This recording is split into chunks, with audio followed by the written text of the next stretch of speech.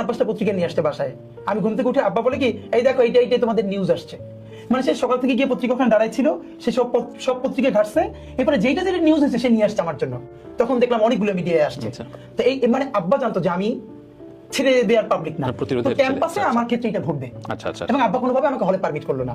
আপনাকে বলি যে আমার আব্বার উপর আমার এত কষ্ট ছিল একটা কারণে, যে আব্বা আমার হলে থাকতে দেয় নাই। আপনি জানেন যে ক্যাম্পাসের ডিবেট থেকে শুরু করে সবগুলো হলে হয় বেশি, এবং সেগুলো রাতে হয়। আমি তো হলে থাকি না। ডিউডিএস প্রথম দিকে কিছু ডিবেট করলাম, খুব ভালো, মানে সবাই অ্যাপ্রিসিয়েট করলো। কিন্তু দেখা গেছে অনেকগুলো বিকেলে প্রোগ্রাম, ক্যাম্পাসের বাস ছেড়ে আসে। তা আব্বা কোনো মতে বলে যে বাইচে থাকা জরুরি। এবং আব্বা মারা যাওয়ার আগে আব্বা বারবার বলতো যে দেশ খুব খারাপ হবে। তখন যখন নিজামী সাহেব, সাইদি সাহেবদেরকে অ্যারেস্ট করা হয় নাই, আমার মনে আছে 2008-এর যে নির্বাচন, তখন আমি বিএনপির পক্ষে বিরাট ভূমিকা রেখে মানে মিছিল দেই। আচ্ছা। কিন্তু আব্বা বলতো একটু রয়েছে।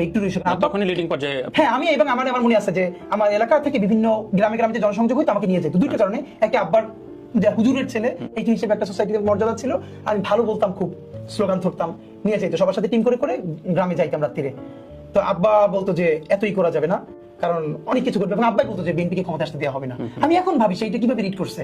নিজামী সাহেব, সাইদি সাহেবদেরকে যখন গ্রেফতার করা হয় নাই, সে তখন বলছে যে চুপ করে থাকো, দেশে অনেক বড় কিছু করা লাগবে, এদের কাউরি বাঁচতে দেওয়া হবে না। আব্বা মারা গেছে 12-তে, এরপরে তো এই শাহবাগ হয়েছে, তাদেরকে ফাঁসি দেওয়া হয়েছে, কিন্তু আব্বা আমাদেরকে বলতো যেগুলো ঘটবে।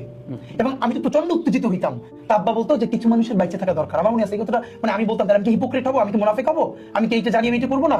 তখন আব্বা বলতো যে কেউ থাকবে না একসময় কথা বলার, একটু চুপ করে থাকো, যতটা ধৈর্য নিয়ে থাকা যায়।